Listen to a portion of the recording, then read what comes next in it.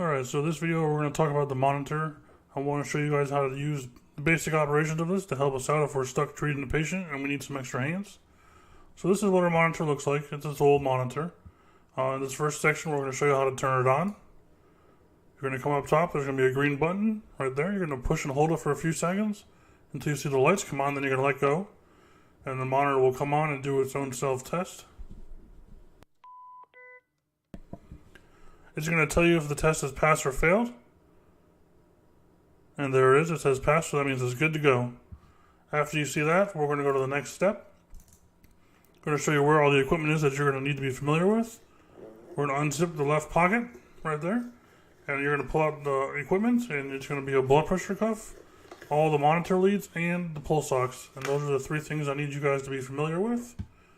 Now we're going to go about how to put everything on. First off is the blood pressure cuff.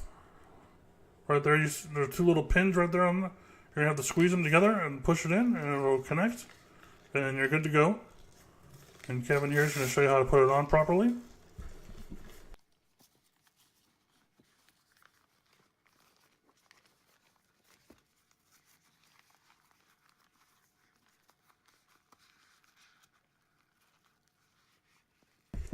And once you get it on properly, now I'm going to go back to the monitor and show you which button to push to take a blood pressure. There's the one right there that has the arm with the blood pressure symbol on it. So you're just going to push that once. And once you push it, it'll take a set of vital signs every 15 minutes is what it's set to. And that's all you need to worry about for that. And the next step will be showing how to use the pulse ox. This is what it looks like. It's attached to a long white cord. And you're going to want it, when you put it on someone's finger, you're going to want the cord on the top of their finger. You do not want it on the bottom. The index finger is ideal, but you can put it on any finger. You want to avoid fingers that have a lot of nail polish on them or that are super dirty. And also sometimes if people's fingers are really cold, it will not work properly. We'll watch that one more time. The best way I was taught to remember it is the tail goes on top, so the cord always goes on top of the finger. Next, we're going to show you how to put the leads on the patient. I know you guys have all seen the leads before, and you've seen them on the patients, and you've probably helped put them on. But now we're going to show you how they go on in the proper order. So the white cord always goes up on top of the right.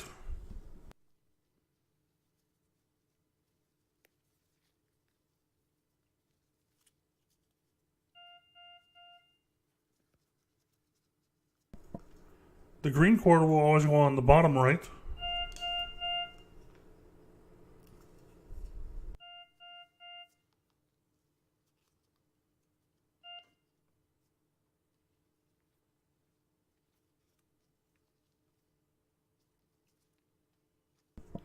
The black cord will always go on the top left.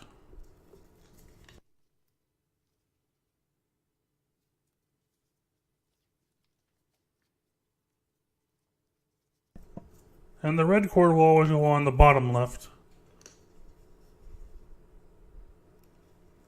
If you have a hard time remembering, they're all labeled right arm, lower left, and right lower. That's another easy way to remember it. Also, there's an old acronym that I was taught when I was into school, and starting with the right shoulder going around from right to left, then down to the left lower to right lower, it's salt, pepper, ketchup, relish.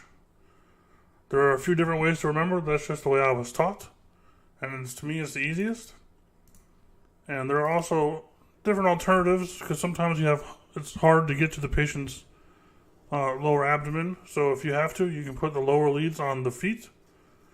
They still go on the same side, so the green will always go on the right, and the red will always go on the left.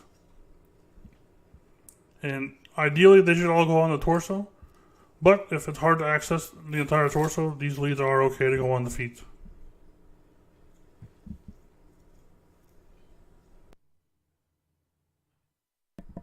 And that's the basic summary of the monitor and what I want you guys to be able to do with it.